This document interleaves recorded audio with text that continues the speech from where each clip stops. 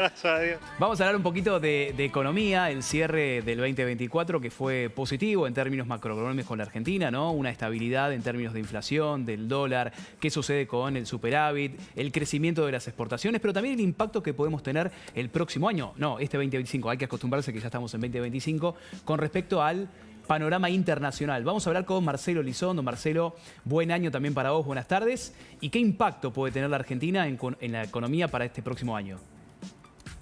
¿Qué tal? Buenas tardes, ¿cómo están? Un gusto. Bueno, la previsión es que efectivamente la economía finalmente en este 2025 crezca. La mayoría de los pronósticos hablan de un crecimiento de alrededor de 4%. El proyecto de presupuesto, que finalmente no se aprobó, tenía una previsión de crecimiento de 5%. Algunos optimistas incluso hablan de más de 5%. La verdad es que en los últimos meses ya la economía viene creciendo mes contra mes. En noviembre contra octubre levemente 0,1%. Octubre había crecido ya 0,6% contra el mes anterior. Claramente en el invierno pasado se tocó piso y se recuperó. Hoy la economía viene traccionada por algunos sectores más exitosos, los minerales, la energía, todo el ecosistema agropecuario, levemente los servicios. Algunos otros están más rezagados, sobre todo la actividad industrial o la construcción. Pero la previsión en relación a lo que planteabas es que este año la economía rebota, crece, vamos a tener mejores indicadores, no solo económicos, sino también a nivel empleo y reducción de la pobreza por mejora salarial. Te consulto dos rubros sensibles, ¿no? que cayeron lógicamente en este 2024, que fue la construcción, muy importante para motorizar el empleo, ¿no? El empleo de la Argentina. ¿Y qué sucede con el rubro del comercio pyme, ¿no? El consumo de los argentinos? Dos rubros que son muy importantes para el próximo año. Claramente son los que más rezagados quedaron. La primera reacción se dio en los rubros de más internacionalidad, la energía creciendo sobre todo por el gran impacto que todo el complejo petrolero que en la Argentina está generando a partir de Vaca Muerta, o el agro que se recuperó muy fuerte después de la sequía del año pasado, y algunos otros quedaron más rezagados, en particular los dos que mencionás. La construcción con mucho impacto de la reducción de la inversión pública en infraestructura, lo que se llama obra pública. La construcción tiene un componente de inversión privada y otro componente de inversión pública, y el gobierno, con una modificación de la situación fiscal, reduciendo el gasto público fuertemente, en alrededor de 5% del Producto Interno Bruto, 5 puntos porcentuales del Producto Interno Bruto, reduciéndolo en algunos rubros donde es más posible reducir. Uno de ellos fue la inversión en infraestructura. Bueno, allí hubo una caída. Es de esperar que empiece a recuperarse, no solamente por lo público, ahí parece que las provincias, sobre todo en un año electoral, con lo poco que puedan van a empezar a mejorar, sino también por lo privado. Empieza a aparecer el crédito para la construcción privada, pero eso viene más rezagado. Y el comercio pyme claramente tuvo primero un duro impacto por la devaluación y la afección en los salarios. Sin embargo, los salarios también están recuperándose, algunos más rápido, como los salarios del sector privado, por lo que yo imagino que va a haber cierta tendencia a recuperación de los sectores más rezagados una vez que vayamos promediando el año nuevo, este 2025.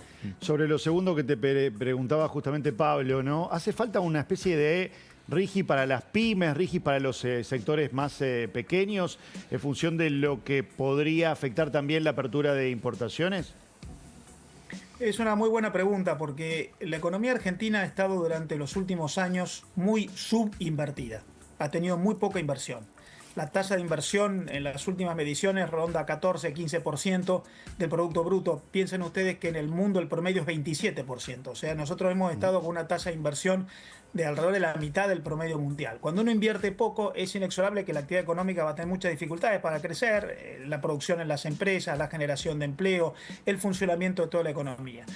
Y la Argentina ha tenido muy baja tasa de inversión por una muy mala asignación de recursos en el presupuesto público y por muy malos incentivos, en parte originados por las regulaciones, con una economía muy sobreintervenida, politizada, estatizada que tuvimos. Ahora, con el cambio de modelo, claramente hay un aliento a la inversión. Ahora ese aliento va generándose a partir de la estabilización, la desregulación y algunos incentivos en particular, como el RIGI, que surgió de la ley base para grandes proyectos. El RIGI ya está generando una decena de anuncios, algunos ya concretados formalmente, otros no, que anticipan muy buena mejora en inversión en infraestructura, energía, en minerales o incluso en algunos rubros tecnológicos. Pero algunos están anunciando, está en tu pregunta, un mini RIGI. ¿Qué pasa con las pymes? Porque el RIGI está previsto para grandes proyectos. Bueno, ahí el gobierno está anunciando que habrá un proyecto de incentivos a la inversión de las pymes. ¿Qué es un RIGI? El RIGI es una sigla, régimen de incentivo para las grandes inversiones. Un mini RIGI sería para pymes. En realidad es incentivos a través de menor presión tributaria, de mayores plazos para la amortización, de garantías en términos cambiarios o de estabilización en reglas que alienten las decisiones a largo plazo. Cuando la Argentina tenía una economía estatizada, politizada, muy interferida, como ocurrió hasta el año 2023, eso obligaba a las empresas a actuar en el corto plazo. La inversión ocurre cuando la economía puede pensar a largo plazo. Los incentivos a las inversiones tienen que llevar a la economía, a los actores, a los agentes, a las empresas a pensar en mediano y largo plazo, y creo que en ese sentido vamos bien. Ahora, Marcelo, cuestión inversiones, ¿no? Vos recién lo decías muy clarito. Algunos sectores quizás se activaron totalmente y por encima de las expectativas, ¿no? Minería y otro tipo de cuestiones.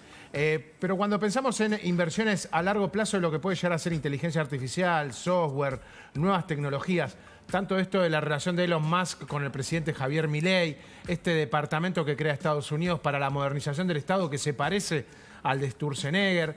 ¿Vos vislumbrás algo de estas nuevas tecnologías, estas nuevas industrias? En algún momento el gobierno llegó a filtrar la idea de que quieren hacer un Silicon Valley en la Argentina. ¿Qué hay de eso, de cierto? ¿Se puede esperar algo así en nuestro país?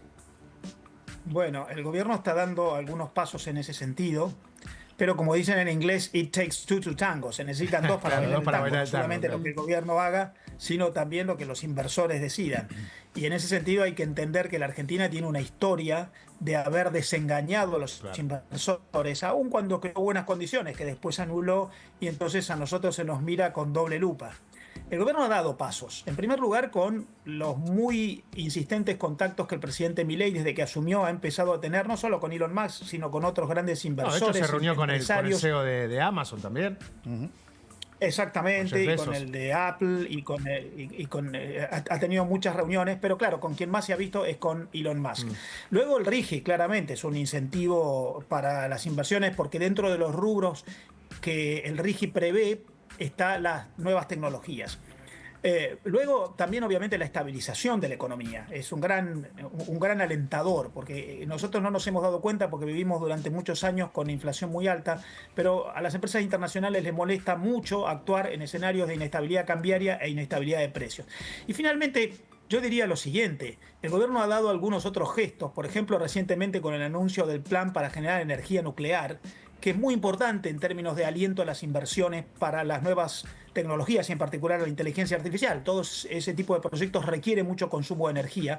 La Argentina tiene garantías para dar porque hay mucho potencial. Tenemos sol, tenemos viento, tenemos agua, y en este caso este gran proyecto que ha anunciado el presidente Milei ha puesto a Damian Rey de la cargo para la generación de energía nuclear. Yo creo que está dando señales, muchas, pero claro, otra vez, esto requerirá también que se vayan dando pasos que todavía están pendientes. Por ejemplo, la salida del cepo, que es muy importante, porque mientras no se salga del cepo siempre queda esa duda sobre qué va a pasar. Sin eso no llega nada. Entonces, me parece que la salida del cepo es una señal que va a ser muy significativa para terminar de despejar el escenario de las inversiones. Entiendo que el gobierno está buscando esas certezas que el presidente Milei anuncia para no dar pasos en falso, pero todavía algunas cosas faltan, quedan pendientes. No solamente la salida del cepo, algún día habrá que salir de las retenciones a las exportaciones, porque mucho de esto se hace para exportar. Creo que hay que seguir avanzando en la desregulación que va llevando adelante el ministro Sturzenegger. Vamos en camino, se va bien, pero quedan pasos por dar, claro. Marcelo, apenas asumió el gobierno el 10 de diciembre del año pasado, bueno, en realidad del anterior.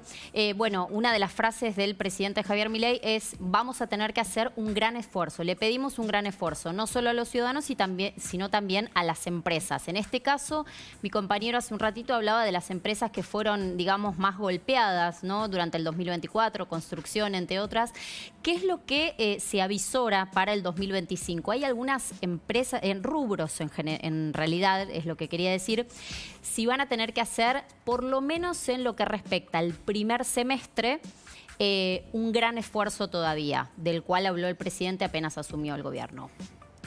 Me gusta mucho la pregunta, porque la Argentina en realidad no está pasando por un mero plan de estabilización. El gobierno está anunciando un cambio de régimen económico.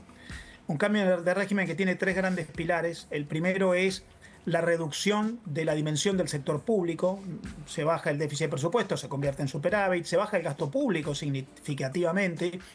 De modo que lo primero que hay es una menor injerencia del Estado a través de lo fiscal. Lo segundo es la desregulación, dándole la iniciativa al sector privado en materia de generación de proyectos. Y lo tercero es la apertura, que empezó más tarde, que viene más lento, pero que gradualmente va ocurriendo.